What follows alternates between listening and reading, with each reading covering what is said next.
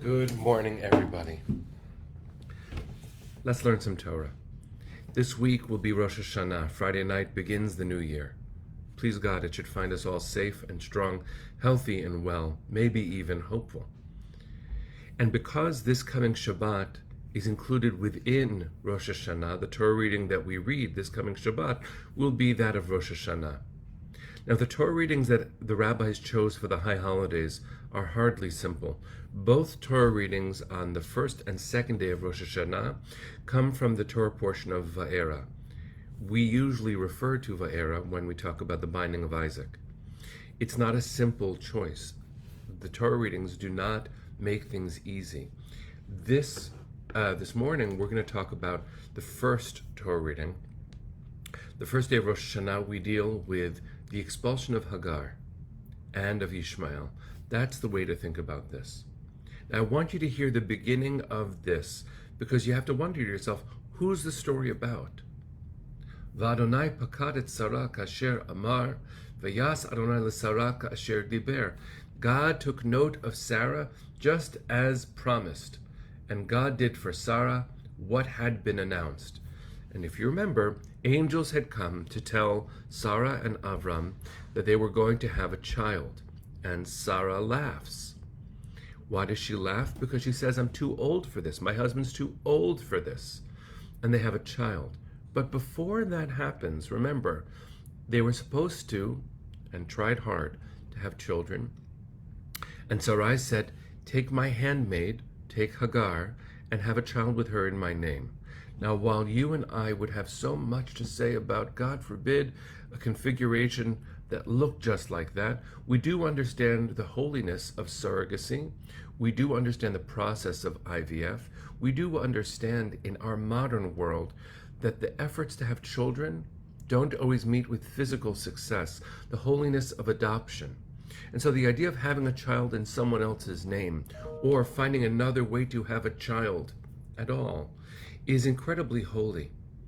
But what we have to do within our parsha is look at the characters being discussed, because even though Hagar and Avram were together because Sarai said so, and even though they did have a child named Ishmael, who Avram loved, during this week's Torah portion, listen to how it continues. And realize that the complicated dynamics within any family, conventionally created with help, as a man who went through fertility treatment in order to have my children, I take this very seriously, but as a man, I don't quite understand the vulnerability of Hagar in this story. Sarah conceived and bore a son to Abraham in his old age at the set time of which God had spoken. So the prophecy that the angels brought became true. Avram gave his newborn son, whom Sarah had borne him, the name of Yitzchak, and when Yitzchak was 8 days old, Abraham circumcised him as God had commanded.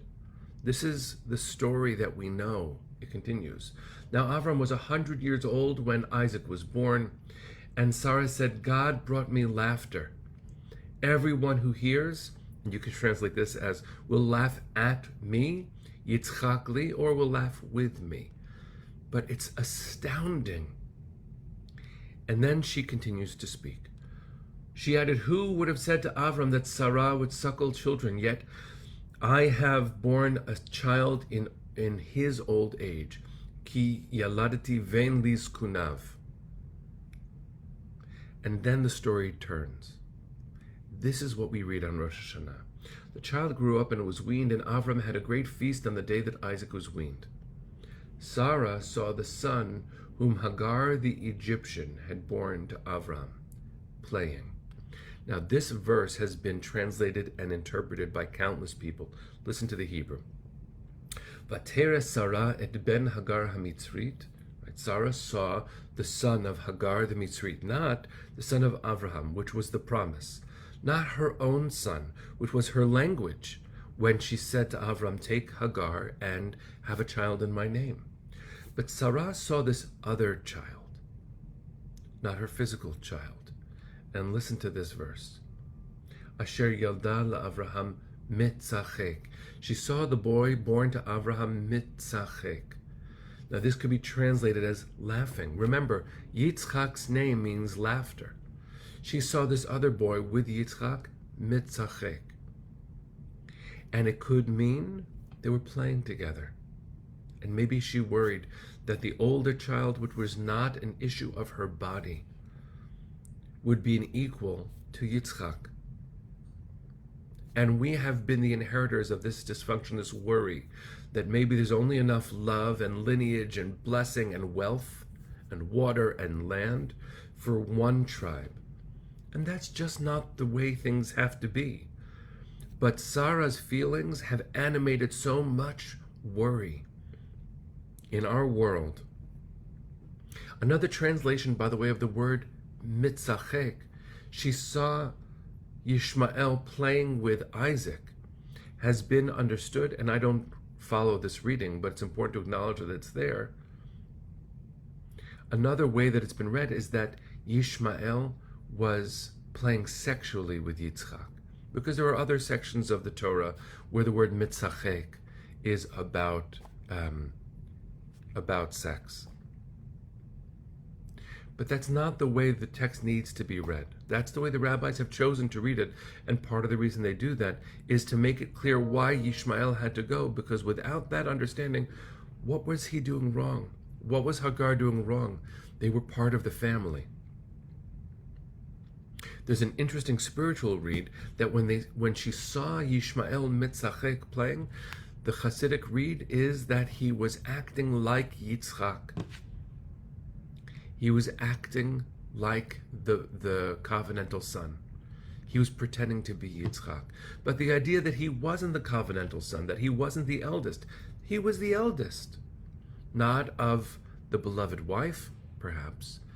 And on all of these levels, the Torah is complicated to read. By modern standards, by ethical standards, it is hard to understand how this could be the origin story of our family. Except actually it's not. Actually it's not. Because when there's a worry that my child or your child or our tribe's children will be displaced by another, we think that we know what needs to happen, which is marginalize the other. And in so doing, sometimes we villainize them. We say things that are not true. I'm not saying you and I do, but we could look to headlines to see how families fall apart. We can look to headlines to see how cousins who become nations can't imagine sharing. We can see how neighbors who have the same languages that they speak across borders will go to war. And they think they're doing it to protect their children, but oh, how many children die because of this kind of animosity, this kind of insecurity, this kind of worry of equality. Will my child have enough? Not will our children have enough? And what so many of us are sharing right now on this chat, and what I share in my own story about how I became a parent, look at the power and the desperation sometimes that we go to just to have children. Thank God for the miracles of IVF and fertility treatments. Thank God for the mitzvah of adoption. Thank God for surrogacy. Thank God that we manage to find a way forward and to become family. The language around this is hard to get right at every turn. I have dear friends like Rabbi Susan Silverman, in an organization she runs called Second Nurture, if you're looking for a beautiful organization, who has in her own life had biological children and adopted children, and has modeled what it is to create family and to teach community, what it is to celebrate such things. I want to close not with a way of reading the text, but a way of remembering how difficult these Torah readings can be in community. How many of us suffer invisibly, friends? How many of us suffer invisibly when we see everyone reading these Torah portions, or we see the children running around on Rosh HaShannah and Yom Kippur in particular? I have dear friends for whom it's very hard. The Torah readings and the Haftorah readings that we read about wanting to have children and God blessing families with children, and friends of mine and I, for some time, couldn't have had children. didn't have children, wanted children, couldn't, tried, couldn't. And so, friends, what I want to share is that we have to have an open heart to Hagar and to Ishmael. We have to have an open heart to Sarah, who wanted to have children so much that she was creative in the way that she helped build her family. Yes, we have to be very mindful about the way that the Torah talks about Hagar the Mitzrit. We have to realize that the Torah condones sending them away. It's terrible, this Torah portion. It's so hard to read. And this is the first expulsion of a beloved child and wife. Tomorrow, the second day of Rosh HaShannah, we'll talk about the binding of Isaac. Avram and Sarah and we and God lost so much, or almost lost so much. In both cases, the first and second stories that we read, the first and second day of Rosh HaShannah, the child is expelled and vulnerable and almost lost. And at both turns, God saves them. Friends, if Rosh Hashanah is about one thing, it's about acting the way God would have us act so that we don't need miraculous intervention in order to have a year, in order to have a day. So, first of all, the compassion that we have to show each other, the support we have to show in community for those of us struggling to have children, recognizing that sometimes it just doesn't happen. And that's so hard. It's so hard. So friends, it seems like many of us have gone through the process of fertility treatment, and I'm imagining some of us who have not commented maybe have tried and not succeeded to have children. And I love you. We love you. God loves you. Our community loves you. We're here with you. I bless you with comfort and strength on Rosh Hashanah. I had a dear friend every Rosh Hashanah when we read the Haftorah, where Chana prays for a child and God hears, just as God heard Sarah. She couldn't, and my dear friend couldn't be in the sanctuary when that happened. And she would get up and leave quietly, but I knew what was going on. And if that's you on Rosh Hashanah, we see you. We care about you. And friends, for those of us who have struggled and created family in one way or another, we will never take it for granted. Of course we won't. Let's use this as a moment of gratitude and of support for those who are trying. Chana, thank you for sharing this. You're literally on your way for your IVF checkup in Mexico. We bless you. We bless you with what your heart yearns for. Thank you for sharing that with us. These are emotional days on every level. When I read the story of Ishmael, my heart breaks. Our hearts are supposed to break. I'm not going to read the rest of it because it's too much. But in our hearts, we know this story. In our community, we definitely have this story. So let's bless each other. Friends, I'm going to ask you to give Chana a blessing with me. Bless you, Chana, on your way. And everybody, may the people in your life be blessed with their deepest yearnings answered, fulfilled. And may we never take for granted the children of our community, knowing that sometimes the children that some of us have are the children that others of us have too, because in community we can share this blessing. Sometimes individually we don't. And so one of the primary reasons for coming together on Rosh Hashanah is that we as a collective show testimony that there will be a future, and we get to share it. So, with open hearts, and incredible love and compassion and support, let's go into this week preparing for Rosh Hashanah with awareness, with sensitivity, with kindness, and with the active support that so many of us need in order to continue on a journey in pursuit of our dreams.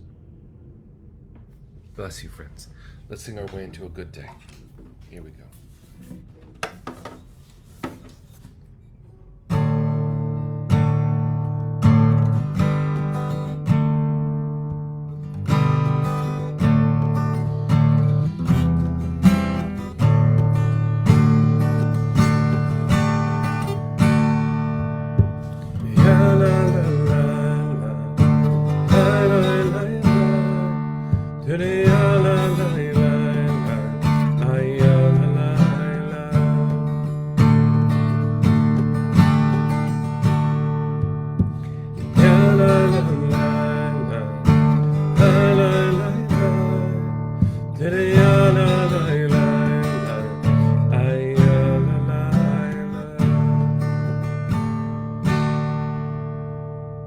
Bless you, friends. See you tomorrow.